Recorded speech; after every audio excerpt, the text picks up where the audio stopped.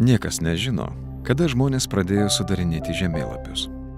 Be jų neapsieiname nuo pačių seniausių laikų. Kasdien naudojame dabar ir naudosime ateityje. Žemėlapių paskirtis mūsų gyvenime ypatinga.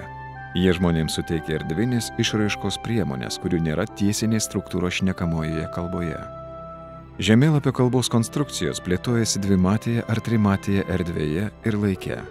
Taisyklės, kuriomis vadovaujame sudarydami žemėlapius, formavosi nuo seno ir tik vėliau buvo susistemintos, aprašytos, paverstos standartais ir reglamentais. Mums nesunku suprasti žemėlapius sudarytus prieš šimtmečius skirtingose kultūrose, vaizduojančius skirtingus reiškinius, nuo pirmykščių ražinių iki šiuolaikinių kibernetinės erdvės žemėlapių.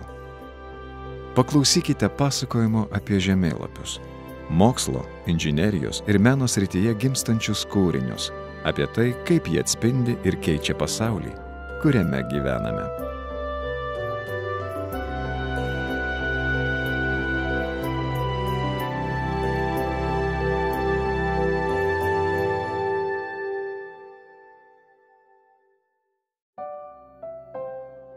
Mūsų kelionė prasideda Vilniaus universiteto Centrinių rūmų bibliotekoje, kur laikomi senieji žemėlapiai ir atlasai. Vienas žinomų žemėlapių buvo sukurtas 7 tūkstantmetyje prieš mūsų erą. Jam dabar daugiau nei 9000 metų.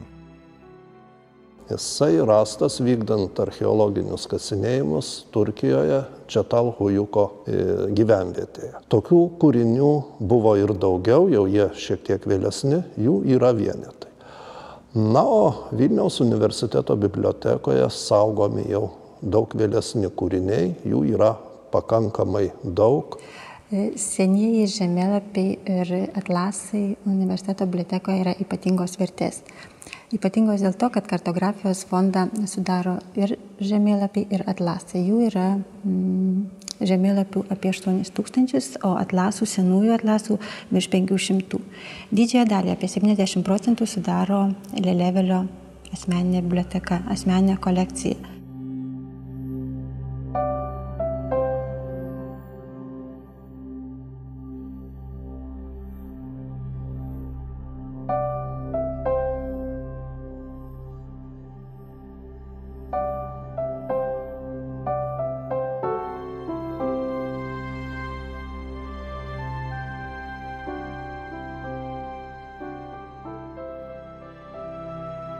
Kada žemėlapis atsirado ir kaip buvo vaizduojama Lietuva, pasakoja Ptolemajaus, Gerardo Merkatoriaus, Abraomo Ortelijaus žemėlapiai.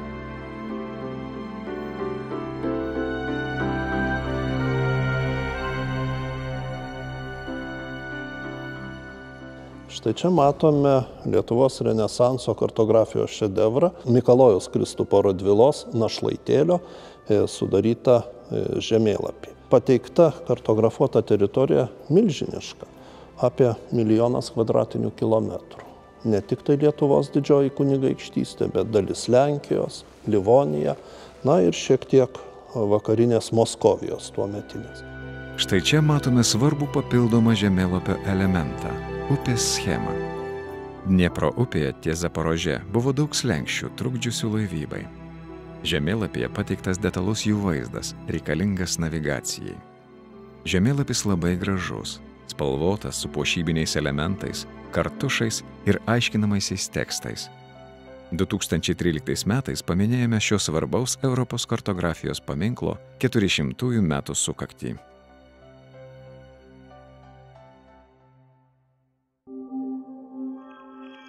XIII amžiuje pradėti kurti tiksliniai jūrų navigacijos žemėlapiai – portulanai, kurie dar vadinami kompasiniais žemėlapiais. Portulanuose buvo brėžiamos vėjų kryptys, kurių pagalba navigatoriai fiksuodavo laivo plaukimo kryptį.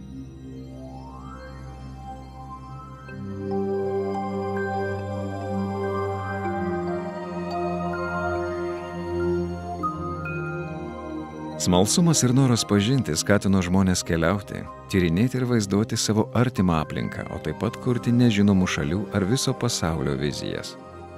Didžiųjų geografinių atradimų laikotarpiu jau buvo naudojami tikslūs navigaciniai instrumentai Mokėta nustatyti objektų koordinates Žemės paviršiuje ir perkelti jas į žemėlapio plokštumą. Observatorija kaip po tokia šiandien nebeegzistuoja, bet saugoma šitoje salėje ir astronominiai prietaisai, gaubliai, kaip jau minėjome, dar kiti prietaisai, kurie primena tą senąją observatoriją, kuri čia funkcionavo 18 amžiuje.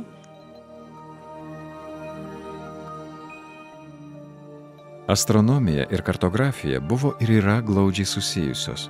Žvaigždės ir dangaus kūnai, kaip ir anksčiau, taip ir dabar, gali mums padėti nustatyti savo padėtį. Šiaip, kai mes kalbame apie žemėlapius, tai visi žmonės turi tą patį ir bendrą supratimą. Reiškia, popieriaus lapas, ant kurio pavaizduota vietovė. Tai čia mes iš esmės, reiškia, turime tą ir žemėlapio apibrėžimą. Tai yra, mes turime Žemės paviršių, išvystytą plokštumą, išdėliotą plokštumoje, kuris vaizduoja tam tikrą vietovę. Mažai kintantys, Žemės paviršiuje esantys objektai pateikti grafiškai neutraliais ženklais, specialiai neišryškinant jokios jų grupės.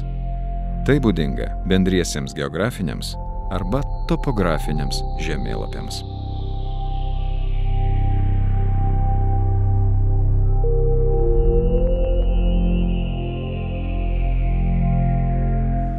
Kai mes kalbame apie topografinius žemėlapius, galim pasakyti, kad kai kurie iš jų tampa ir kartografiniais paminklais. Vat vienas iš tokių įdomių žemėlapių yra Molotovo-Ribbentropo pakto priedas, kartografinis, kuriame yra pažymėtos tuo metu dalijamos Lenkijos ribos. Na ir sakysim, žiūri tą 1/500 000 vokiško žemėlapio fragmentą, ir tu suvoki, kaip ta kartografija gali atsiliepti žmonių likimams. Tai yra, buvo parbrėžta linija ir dalis, teritorijos pateko sovietinėn vergijan, dalis teritorijos pateko nacistinėn vergijan. Aišku, Lietuva iš to Molotovo-Ribbentropo pakto tam tikrą prasme išlošė, nes buvo atgautas Vilniaus kraštas, tačiau tuo pačiu metu, Lietuva ir pralošė, nes prarado nepriklausomybę. Čia, aišku, visą tai, ką pasakiau, tai yra tam tikrą prasme daugelį mūsų žinoma tiesa, tačiau iš tikrųjų, jeigu pasidomėti iš to žemėlapio giliau, mes matome ant jo datą 28/9/39, tai yra 39 metų rugsėjo 28. Iš tikrųjų, šitas žemėlapis tai yra priedas prie Vokietijos ir TSRS sienų ir draugystės sutarties, kuri buvo pasirašyta po Molotovo-Ribbentropo pakto vėliau, ir kuri galiojo iki 1941 metų, birželio 22 dienos. Topografinis žemėlapis – tikslus ir labai svarbus dokumentas, aprašantis valstybės teritoriją. Tai pagrindas, norint registruoti nekilnojamąjį turtą, stebėti aplinkos pokyčius, planuoti teritorijas, stebėti sekamų objektų judėjimą.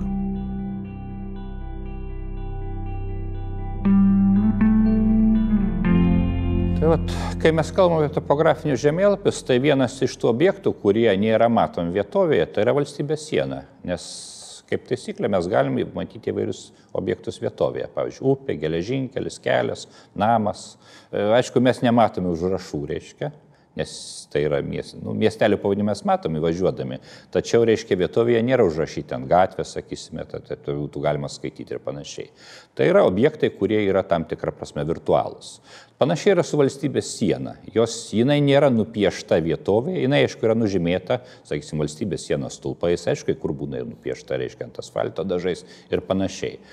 Bet tos valstybės sienos jos privalo būti topografinės žemėlapis, nes topografinė žemėlapiai yra skirti būtent kariškiams, pasieniečiams, kurie aiškiai žinotų, kuri teritorija mūsų, o kuri jų.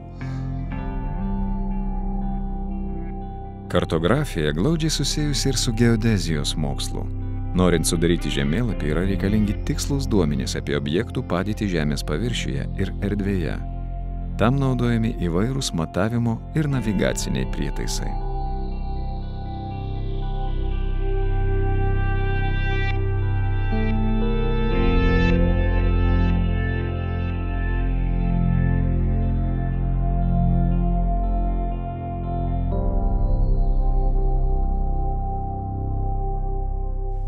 Kariniai žemėlapiai nuo civilių žemėlapių pradėjo skirtis tada, kai ant civilių žemėlapių buvo pradėtos vaizduoti tam tikros kariškių judėjimo kryptis, tam tikrais linijiniais sutartiniais ženklais buvo žymimos priešo pozicijos, judėjimo, apėjimo, atsitraukimo keliai, žodžiu, atsirado kažkokia grupė ženklų, kurie būtent atskyrė tą žemėlapį civilį nuo kariško.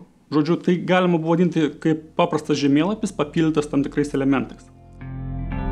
Kariniai žemėlapiai padeda kariams suprasti vienas kitą, orientuotis vietovėje, planuoti įvairias operacijas. Jie yra skirstomi pagal jų panaudojimo sritį – karinius oro, sausumos ir jūrų pajėgų. Ką daryti, kai vietovės objektai pasikeičia, pastatomas naujas pastatas, nutiesiamas kelias? Žemėlapį reikia greitai atnaujinti. Čia padeda vaizdai, kurie sudaromi žemės paviršių fotografuojant iš orlaivių. Kartografuojant tokiu būdu gaunami didelės raiškos vaizdai, kurie yra lengvai skaitomi, nes objektai juose atrodo tokie, kokie matomi realiame pasaulyje, tik iš viršaus ir sumažinti. Daug kas turbūt naudojame žemėlapius, tik tai nedaugelis žino, iš kur jie atsiranda. Dažniausiai, jeigu žmonių, sakykime, manęs paklausia, tai arba reikia padaryti žemėlapį, arba jį kažkur gauti, sako, taigi jis jau yra. Seniau būdavo vaikščiodama vietovėse žmonės, matuodavo su instrumentais tam tikrais ir braižydavo. Po to technologijos persikėlė į tai, kad būdavo skrendamo su lėktuvu, sakykime, gaminami ortofoto žemėlapiai, tai yra fotografuota iš tam tikro aukščio žemės paviršius ir po to kompiuterių ar kitų sistemų pagalba būdavo vektorizuojamas. Tai reiškia, kad jam suteikiamas tam tikras grafinis pavidalas. Ortofotografinis žemėlapis – tai žemės paviršiaus vaizdas sumontuotas iš aeronuotraukų, kurios transformuotos taip, kad kiekvieno vaizdo taško koordinatės lape atitiktų žemės paviršiaus taško koordinates. Vietos nustatymo tikslumas tokiuose žemėlapiuose vis didėja. Ortofotografinėme žemėlapyje matome vietovės objektus, tačiau jų negalime išrinkti, suskaičiuoti, tiksliai išmatuoti, ištrinti ar pakeisti jų vaizdavimu. Jei norime atlikti tokius veiksmus, iš pradžių reikia žemėlapio informaciją paversti vektoriniais objektais, automatiškai, pusiau automatizuotai arba rankiniu būdu.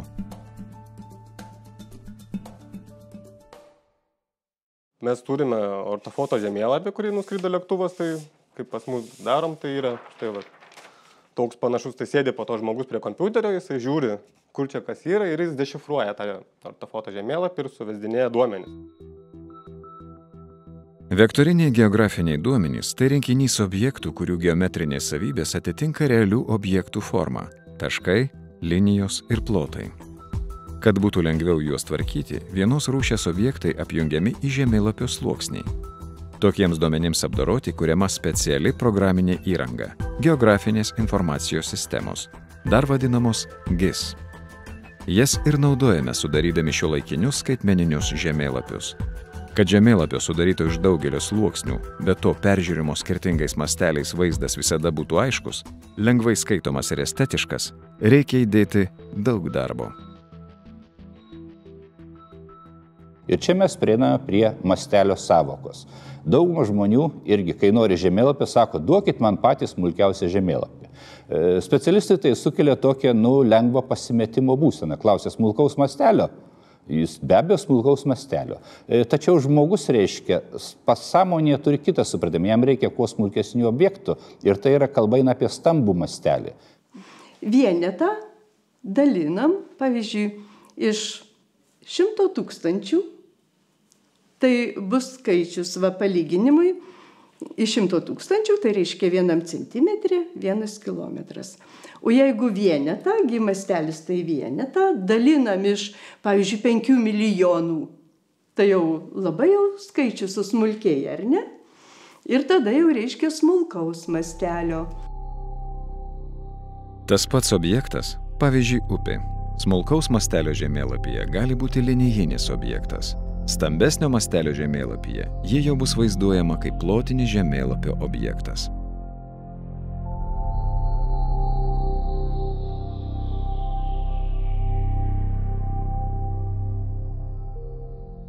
Gyvenime, kaip ir gyvenime žmonių, yra žmonių grupė, kurie, sakysim, yra neįgalūs. Tai yra patys tie sunkiausias, tas, sakysim, galbūt, ne tai, kad sunkiausia, bet, blogiausia tokia forma, reiškia, neįgalumo, tai yra neregėjimas, neregys. Nes mes, kaip žinia, mūsų 90 su virš procentų informacijos pasiekiama per akis. Visa kita tik tais kitais pojūčiais. Tai praradus regėjimą, tai faktiškai prarandama visa suvokimas aplinkos. Vienas iš būdų yra, kad jam perduot tą informaciją, kurios galbūt jam reikia mokantis, galbūt keliaujant reikia, įvairiuose kitose gyvenimo srityse reikia tiesiog turėti informacijos apie aplinką. Tai jos vienintelis būdas perduoti jam tą informaciją kažkokiu tai arba žodinę formą, arba jeigu jisai, kaip sakant, sugeba liesti, visokių būna, aišku, sugeba liesti galima per tos taktilinius pojūčius, tai yra per lietimą kažkokią tai informaciją perduoti. Visos tos medžiagos, kurios naudojamos, jos yra skirtos būtent, kad būtų iškilumas, būtų įvairios tekstūros, įvairūs, liečiant būtų skirtingi pojūčiai. Tai tik tada galima tą informaciją, reiškia, nuskaityti taktilinių lietimo būdu. Vis dėlto topografinio žemėlapio informacijos nepakanka, jei norime tyrinėti reiškinius, įvykius ar objektus, kurie kinta, ar apskritai yra tik sutartiniai ar net statistiniai. Miesto funkcinių zonų ribos, vagystės, gyventojų tankumas ir daugybė kitų dalykų, kurių sklaida teritorijoje yra svarbi. Juos vaizduojantys žemėlapiai vadinami teminiais. Tokių žemėlapių pagrindinė paskirtis – neorientuotis vietovėje, o suprasti, kaip joje išsidėstę objektai, kaip koncentruojasi ar plinta reiškinys.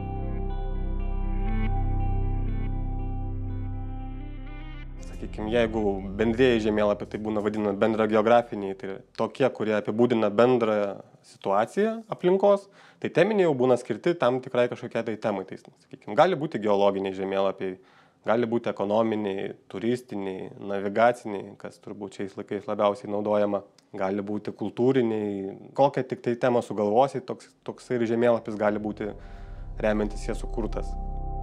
Yra žemėlapių, kurie tiesioginė šio žodžio prasme gali jums išgelbėti gyvybę.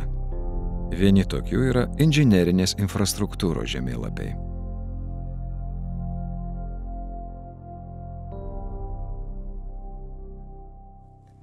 Inžinerinės infrastruktūros duomenys svarbus ir kasdienėje veikloje, tai yra kasdieniam ūkinėje veikloje. Gyventojai, jeigu turi žinių apie infrastruktūrą, kuri yra užkasta šalia jos sklypo, taip pat tai gali būti įvadai į jos sklype. Tokios žinios gali padėti išvengti nelaimių, jeigu gyventojas atsižvelgs į tą infrastruktūrą ir atsargiai vykdys kasinėjimus arba bent jau pasimatuos atstumus nuo namo ar tvoros kontūrų ir aiškiai žinos, kur tas kabelis yra. Ir tokiu būdu išvengs nelaimių. Vystantis šiuolaikinėms technologijoms ir geografinėms informacinėms sistemoms turbūt neliko pasaulyje objekto ar reiškinio, kurio negalima būtų atvaizduoti žemėlapyje. Taip pat naujausios technologijos leidžia į žemėlapių kūrimo procesą įtraukti patį vartotoją. Jie gali teikti informaciją žemėlapiams, kuriuos kuria profesionalai, arba patys tapti jų kūrėjais.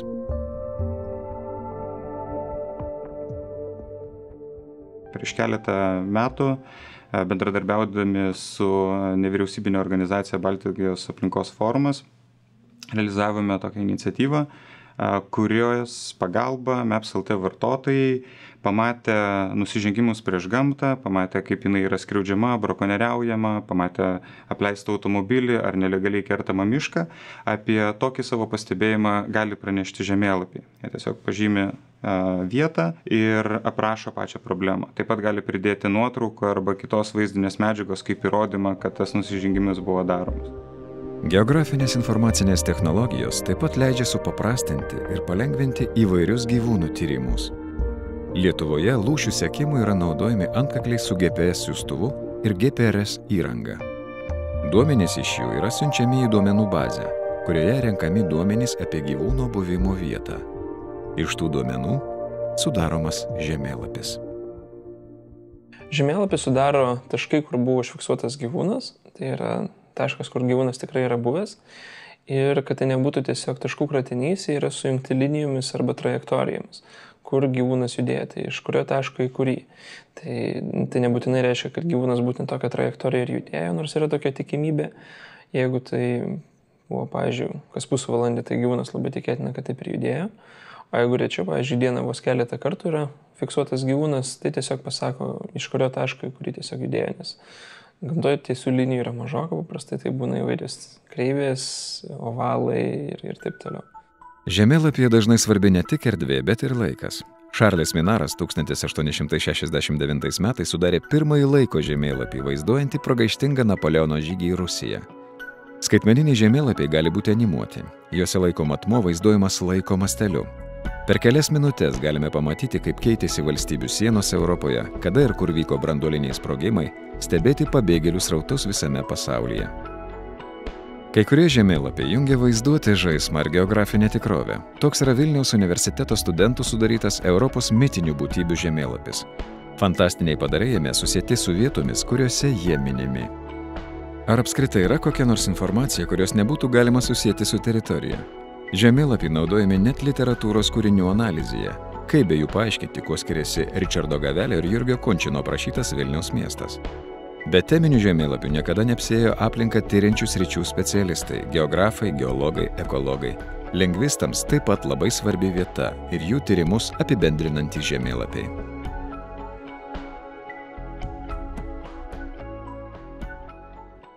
In the 1990s, I was simply collecting data organized by place name, and the questionnaire kept developing because as we traveled to different places, we heard new forms that we didn't even know existed. Then, around the year 2000, after I had moved here for part of the year, I've been living in Vilnius for part of the year since then, I understood that it's necessary to have professional cartography to map this area.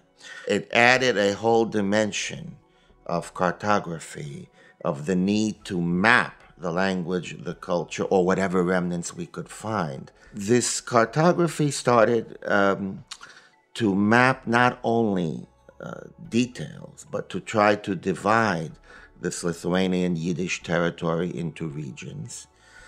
And I think we have had great success if you consider that we are dealing with the last Mohicans, we call them, the very last Mohicans.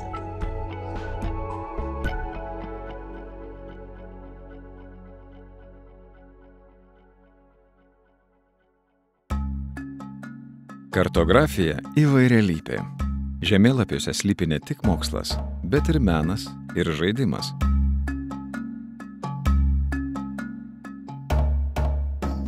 Žemėlapiai gali kvepėti, būti įgarsinti ar net nematomi.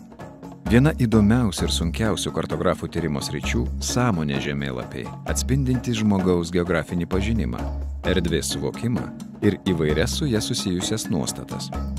Deja, juos perprasti nelengva. Vienas iš būdų – paprašyti nupiešti žemėlapį. Tai noriai daro vaikai. Jų sąmonės žemėlapiai trykšta spalvomis, įdomiais svarbiausiais objektais ir dažniausiai džiugia nuotaika.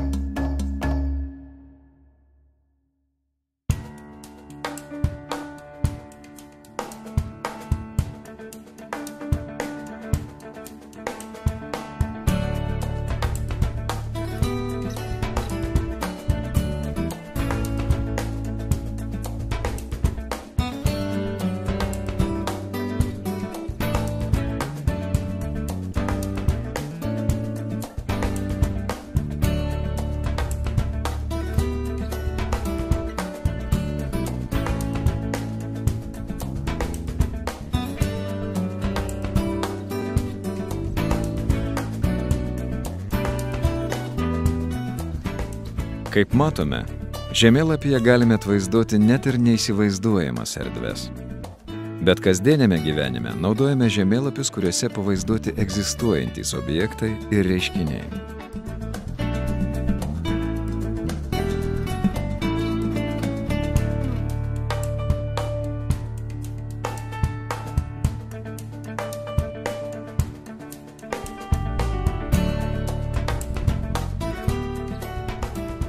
Skaitmeninė era keičia žemėlapio pavidalą, jo pritaikymo būdus. Bet savo aktualumo neprarado ir spausdinti žemėlapiai. Jie praverčia planuojant maršrutus, keliaujant ir net gali tapti namų puošmena.